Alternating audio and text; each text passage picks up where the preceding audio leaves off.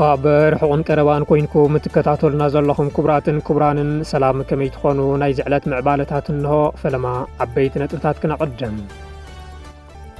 أبز حلف قدام أم عرب تجراي شررينا أشحى السراويت بالسجنا عدد موتن موصلتن زجبرة ليتنال جنرال برهانو بكلم بليتنال جنرال أسفا تشكل نمتكا من قصاص تغيرو خمس نبرة تحبيرون نتي أب شررينا زنبرة وج إن جنرال صار كان جبرة سايكاو عدي سوا بسلك حاجة زي جورو خمس نور دمام حبريتات وتهدر وسلة الرجاجيسهم أب عفار حرامريت بمبارزة أشعة حيلي تجراينا بسراويت بالسجنا تصنبيرو بحد أز كوماند نخمر راح تأزاز وريدون اتعطوا حيلنا بسراويت إثيوبيا تصنبيرو نخواق أستوسنا أبز حلف ورحي أو آدم أبستخير وتهدرا أخي ومخانو يفلت سرعات بالسجنا حدش مع سرتي بوليتيكينياتات جميرون بحسابنا تشنفن هزباو تقبالنت الناس عن نزخير زلو سرعات بالسجنا نابتاز إلى سبات مئسار داقم مملاسو آمس كيرولم بتمساسالي أب تجراي ونت مالك اللي تسبات كم استأثروا تحبيرون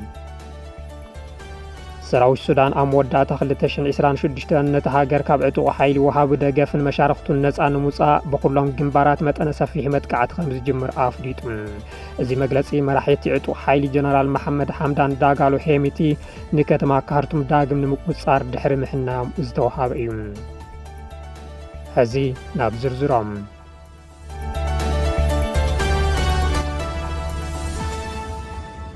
أبز حلف قدام معراب تجراي شررينا أشحى السراويت بالسجنا عدد موتن مقصلتن زجبرة ليتنال جنرال برهانو بكلم بليتنال جنرال أسفا تشكل نمتكا من قصاص تغيرو خمس نبرة تحبيرون نتي أب شررينا زنبرة وج إن الجنرال صار كان جبرة سايكاو عدي سوا بسلك حاجة زي جورو خمس نورد ما حبريتات وتهدر وسلة الرجاجيسهم اتي بقدام إسران حمشتن حملة لتشن عشر شمونتن آمت مرات بسرعة بالسجنا أب شررينا بالعل سراويت تجراي تخفت متكعتي بقندو بعزازي إز معراب ليتنال جنرال برهان بكالي مرح خمس نورة تفليت علم اتي فلما بدبداب كبر تصوارن دروناتن كتسيلو دما بإقرنياز تعجبوغ سراويت إثيوبيا ملشان بوليسن وعلى الواردية تكزيلو تسوع حيلي خاموون عطو حيلي الدعمل سريع سودان استسار تفلون تخونم بقندو بعزازي إز معراب جنرال برهان بكالي مرح خمس نورة حزيزو صحاب ريتاتات آمل كيتم أبحثير اوان نشررينان مقوصار سفي حيلي سب أسلي فوق ساب دحر ساعت كوغ زكايد سرعات بالسجنا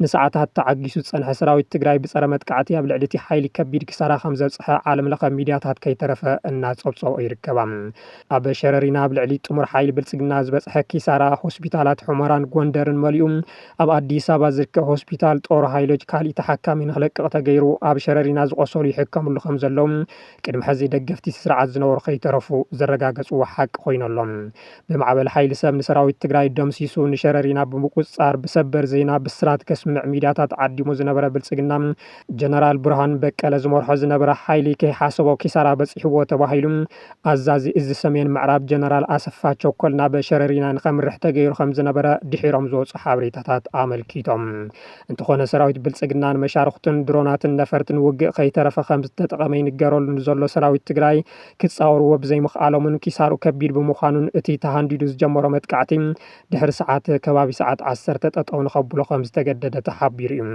أب شررينا قبل على سراويت تجراي أبز خفتو هاند بتاو متقعتي أب أديس أبا زركو جنرالات تجارو بسلكي دقفي جور خمس نور حبريتات وتهدر وسلة عمل كيتم بفلاي جنرال صار كان جبرت نساء مثل جنرال برهان بكال بسلكي راحو خمس نور بحساب دقفي هو خمس نور اتي سلة حبريتا يردم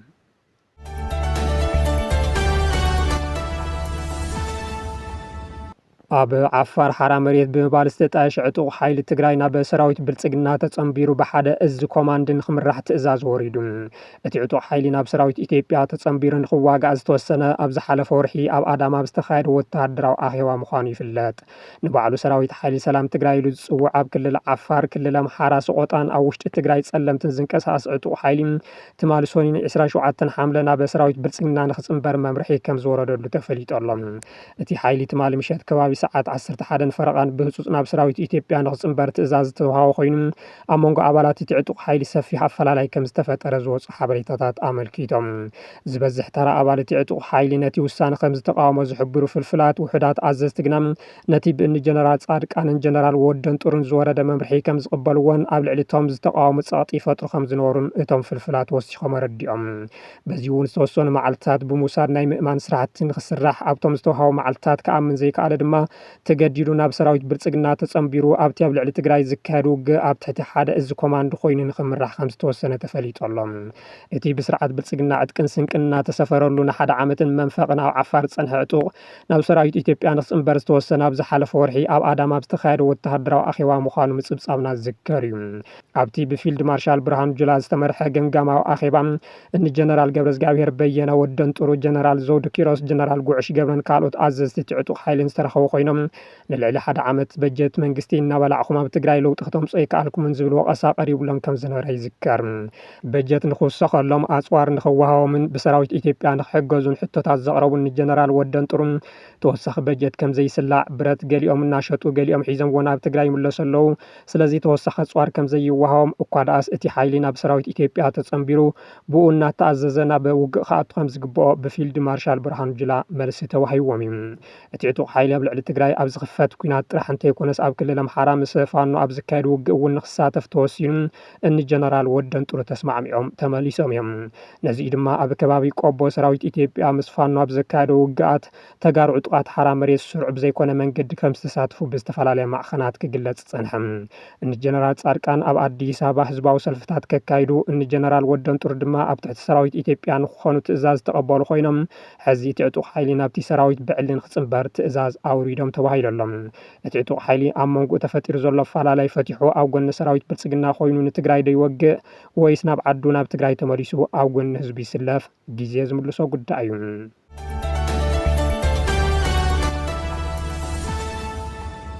ኣብ ኢትዮጵያ ዝተፈጸሙ ገሰሰባዊ መሰላት ንኸጻሪ ተጣይሹ ዝነበረ ዓለም ለኸ መርማሪ ጉጅለ ዳግም ናብ ስራሕ ንኽምለስ ኣምኒስቲ ኢንተርናሽናል ጸዊዑ ኣብዚ ሰሙን ኣብ ትግራይ ኣብ መንጎ ሓይልታት ፌደራልን ትግራይን ዝተፈጠረ ውግእ ኣብ ልዕሊ ነበርቲ ሓድሽ ሓደጋ ገሰሰባዊ መሰላት ኣንጸላሊኾም ዘሎም እቲ ተሓላቒ ሰብኣዊ መሰላት ኣጠንቂቑ ኣብ ሰሜን ኢትዮጵያ ክልል ትግራይ 25 ሓምለ ኣብ መንጎ ሓይልታት ትግራይን ሓይሊ ምክልኻል ኢትዮጵያን ዝተኸሰተ ዳግማይ ውግእ ስዒቡ ነበርቲ ሓደጋ ሓድሽቲ ገሰሰባዊ መሰላት አንጸላሊዎም ከም ዘሎ ኣምኒስቲ ኢንተርናሽናል ኣፍሊጡ ማሕበረሰባት ኣብ ዝሓለፈ ዝተፈጸሞም ግፍዕታት ፍትሕን ተሓታትነትን ኣብ ዘይረኸብሉ እዋን እቲ ሓድሽ ዕጥቃዊ ጎነፅ ንነበርቲ ዝያዳ ኣብ ሓደጋ ኣትይዎም ኣሎ ይብሉ ዞባዊ ዳይሬክተር ምብራቕን ደቡብን ኣፍሪካ ኣምኒስቲ ኢንተርናሽናል ቲጌሬ ቻጉታ እቶም ዞባዊ ዳይሬክተር ወሲኾም ኣብ ትግራይ ዝካየድ ዘሎ ዝተሓደሰ ውግእ ምስቲ ኣብ ክልላት ኣምሓራን ኦሮምያን ዝካየድ ዘሎ ዕጥቃዊ ውግእ ተደሚሩ እቲ ትካል ከቢድ ገሰሰባዊ መሰላት ኣብ ዝሰነደሉ ዘሎ እዋን እቶም ተጣይሾም ዝነበሩ ዞባዊ ኣህጉራውን ዓለም ለኻውን ጉጅለታት ክትትል ሰብኣዊ መሰላት ዳግም ምምላስ ከም ዘድሊ ዘመላኽት ኢሎም ካብ ጥቅምቲ 2013 ክሳብ ጥቅምቲ 2015 ዓ.ም ኣብ ዝተኻየደ ኩናት ንገበናት ኩናትን ገበናት ኣንጻር ሰብኣውነትን ክመጣጠን ዝኽእል ከቢድ ጥሕሰት ከም ዝተመዝገበ ዘዘኻኽረት ትካል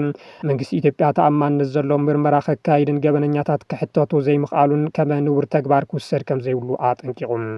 ኣምኒስቲ ኢንተርናሽናል ሰበስልጣን ፌደራልን ትግራይን ሓለዋ ሲቪል ሓዊሱ ኣህጉራዊ ደረጃታት ሰብኣዊ መሰላት ንኽገብሩ ብምጽዋዕ ብተወሳኺ ነጻ ተቆጻጸርቲ ሰብኣዊ መሰላትን ሰብኣዊ ሰራሕተኛታትን ስርሖም ብዘይ ዕንቅፋት ክፍጸሙ ንኽፍቀደሎም ኣተሓሳሲቡ ብተወሳኺ ማሕበረሰብ ዓለም ብህፁፅ ምስ ሰበስልጣን ኣዲስ ኣበባን መቐለን ብምትሕባር ነጻ ሚድያን ተቆጻጸርቲ ሰብኣዊ መሰላትን ብጎነፅ ናብ ዝተሓሰዩ ከባቢታት ትግራይ ተበጻሕነት ንኽህልዎም ተላብዩ እቲ ትካል ኣብ ኢትዮጵያ ዝካየድ ዝነበረ ዞባውን ኣህጉራውን ምክትታል ሰብኣዊ መሰላት ስልጣን ኮሚሽን ክኢላታት ሰብኣዊ መሰላት ሕቡራት ሃገራት ኮሚሽን ሰብኣዊ መሰላት ኣፍሪቃን ምስ ተቋረጹ ሕዚ እውን ተመሳሳሊ ገበናት ንቕጽሉ ምክንያት ከም ዝኾነ ብምጥቃስ መንግስቲ ኢትዮጵያ ነቲ ዓለም ለኻዊ ጻዕርታት ተሓታትነት ንምክልኻል ክጥቀመሉ ዝጸንሐ ኮሚሽን ሽግግር ፍትሒ እውን ገዲፍዎ ክብል ከሲሱ ብኻሊእ ወገን ኣብ ዝሓለፉ 2 ወርሒ ሰበስልጣን ትግራይ ነጻ ሚድያታት ምዕፋን ብኣሽሓት ዝቑጸሩ ሰባት ብሓይሊ ምምልማል ከምኡ እውን ነጻነት ምንቅስቓስ ዜጋታት ምድራት ሓዊሱ ዓፈናዊ ስጉምትታት ክወስዱ ከም ዝጸንሑ ትካላት ተሓለቕቲ ሰብኣዊ መሰላት ከም ዝሰነዱ ኣምኒስቲ ኢንተርናሽናል ኣቃሊዑ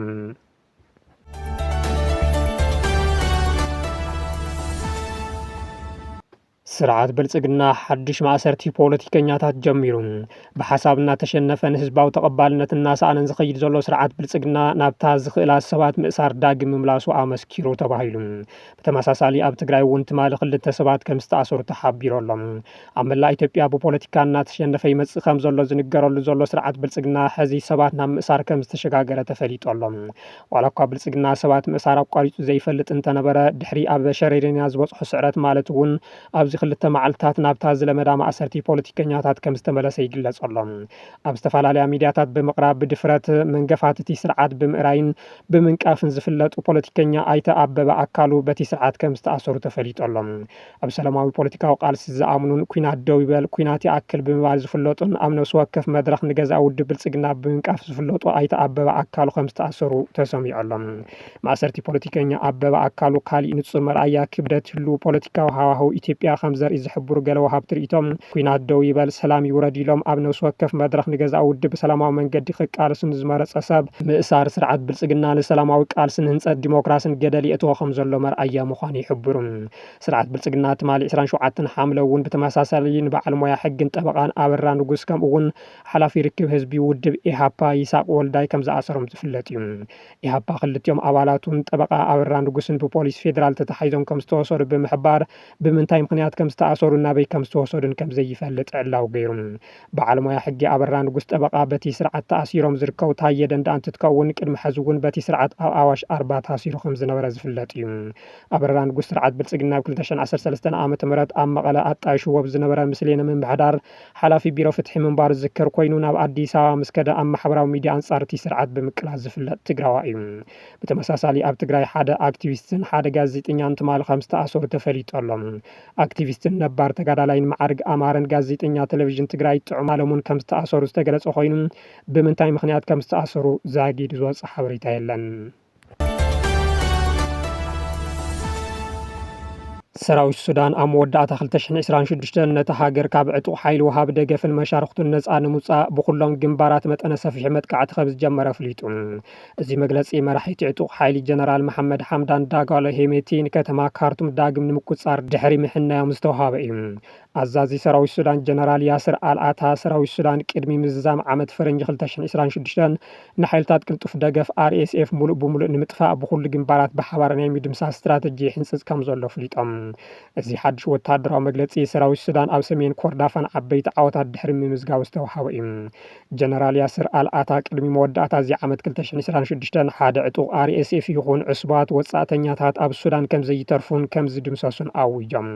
እቲ ሰራዊት ኣብ ክንዲ ሓደ መስመር ብኩሎም ግንባራትን ብሓባርን ብተመሳሳሊ ግዜ ናይ ምስጓም ስትራቴጂ ከም ዝጥቀም ዝሓበሩቶም ጀነራል እዚ ድማ ምስቲን ከተማ ካርቱም ንምቁፅፃር ዝተጠቀምሉ ሜላ ተመሳሳሊ ምዃኑ ሓቢሮም። ሰራዊት ሱዳን ምስቶም ምስኡ ዝተሰለፉ ሓበራዊ ሓይልታት ብምዃን ኣብዚ ቀረባ መዓልትታት ኣብ ልዕሊ ዕጡቕ ሓይሊ ወሃቢ ህፁፅ ደገፍ RSF ሩኡይ ወታደራዊ ዓወታት ምምዝጋቡ ዝፍለጥ ኮይኑ እቲ ዛዕበየ ወታደራዊ ምዕባለን ነቲ ኣዋርሕ ተዓፅዩ ዝነበረ ስትራቴጂካዊ መስመር ኦምድርማን ኤል ኦበይድ ምስባርን ዓበይቲ ከተማታት ሰሜን ኮርዳፋን ንኡም ሳይላን ባራን ሓዊሱ ዳግም ምቁፅፃርን እዩ። ኣብዚ ሕዚ እዋን ኣብ ደቡብ ኢትዮጵያ እትርከብ ከተማ ኩምሩክ ሓዊሱ ዳርጋ 75 ሚእታዊ ግዝኣት ሱዳን ኣብ ትሕቲ ቁፅሩ ከም ዘእተወ ዝግለጸሉ ዘሎ ሰራዊት ሱዳን ሓደሽቲ ግንባራት ብምኽፋት ሙሉእ ዓወት ንምምዝጋብ እናተንቀሳቐሰ ዝርከብ ኮይኑ ከበድቲ ስዕረታት ኣተኣናጊዱ ናብ ግዝኣት ኢትዮጵያ ቤንሻንጉል ጉሙዝን ዶብ ቻድን ተሸምሪሩ ዝርከብ ምልሻ ጃንጃዊድ ድማ ዳግመ ውደባ ብምግባር ኣብ ኤል ኦበይድ ሓዊሱ ኣብ ዝተፈላለዩ ግንባራት መጥቃዕቲ ብምኽፋት ንርእሰ ከተማ ካርቱም ዳግም ንምቁፅፃር እናተሓነ ይርከብ።